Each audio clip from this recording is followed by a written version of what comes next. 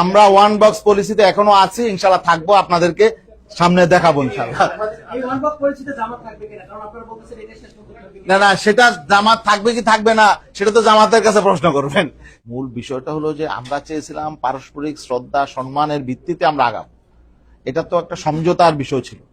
সমঝোতা মানে হলো এখানে কেউ কারো উপর ডমিনেট করবে না, তাই না, কেউ কারো উপর চাপ প্রয়োগ করবে না।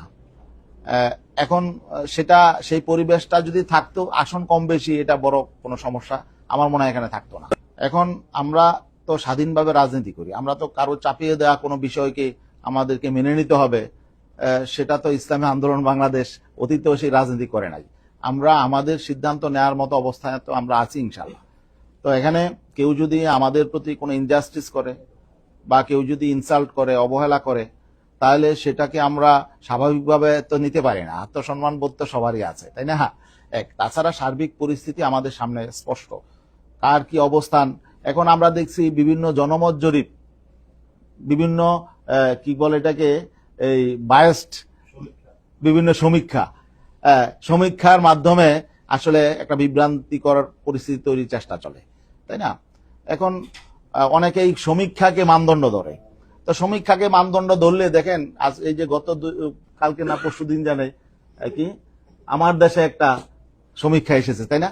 তো সেটা কি আসছে, সেখানে হলো বিএনপি 34% ভোটার বিএনপি কে চায়, 33% জামাত ইসলামকে, আর 7% একটু বেশি এনসিপি।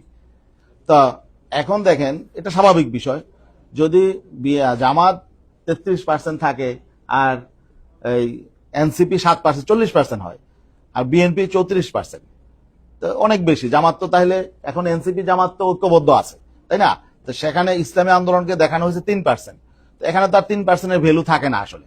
তো এই যে জনমত জরিপটা করছে, এরা কারা করছে? এগুলো মানুষ কিন্তু এত বোকা না, মানুষ কিন্তু বুঝে, তাই না? মিডিয়ায়ও আসছে যে এর পেছনে, জরিপের পেছনে কারা। তো এইভাবে এগুলো করা মানে হলো আসলে এখানে একটা বেইনসাফি করার পথ উন্মুক্ত করা। তো এগুলো তো স্বাভাবিক প্রক্রিয়া, এগুলো তো আমরা বুঝি। তো যাই হোক, এগুলো কেন করা হচ্ছে, কারা করছে, কোন উদ্দেশ্যে করছে, এগুলো কিন্তু আমাদের অজানা না, আমরা এগুলো বুঝতে পারি।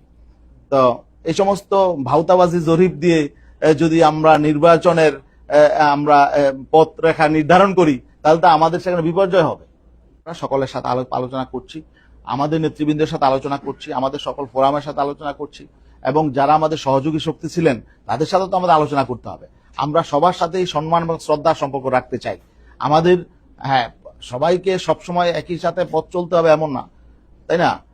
এখানে যদি আমরা আমাদের পথ ভিন্ন হয়, যাতে সুসম্পর্কটা থাকে, সেই চেষ্টাও আমরা করবো ইনশাল্লাহ।